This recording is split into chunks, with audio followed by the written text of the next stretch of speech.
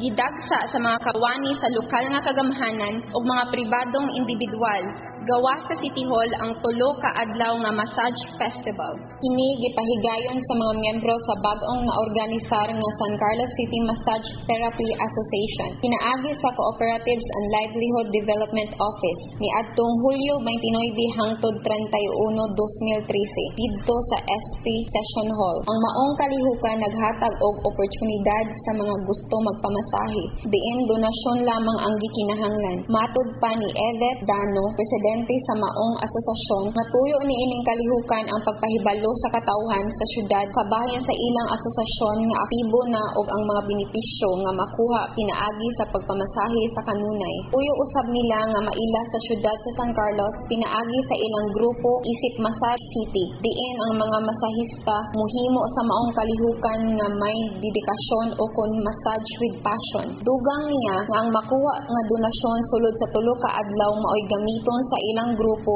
sa pagparehistro niini ngadto sa Securities and Exchange Commission o sa Department of Labor and Employment isip lehitimong grupo dinhi sa syudad sa sunod buwan. Sa kasamtangan, ang maong grupo adunay 25 ka mga masihista gikan sa nagkalain-laing barangay nga nahiagi sa training nga gipahigayon sa CLDO kabahin sa Swedish Shiatsu and Bentusa Massage. Diin ang inila nga Body and Soul Spa sa Cebu City maoy ni training sa mga partisipante sa pipila ka higayon hangtod ila nang na master ang kahanas sa maong abilidad sa pagmasahe. Ang maong asosasyon nagaauhag usab sa uban pang mga gustong mosalmot sa ilang grupo sa pagparehistro ug pagkat-on sa pagmasahe pinaagi sa ilang senior trainer nga si Nanay Kalinawagan nga mao usab ang vice president sa nasangpit nga grupo. Inabagan sa CLDO na hinaot ang maong grupo sa mga masahista nga mulambo ang ilang industriya dinhi sa syudad aron makatabang usab sa ilang panginabuhi.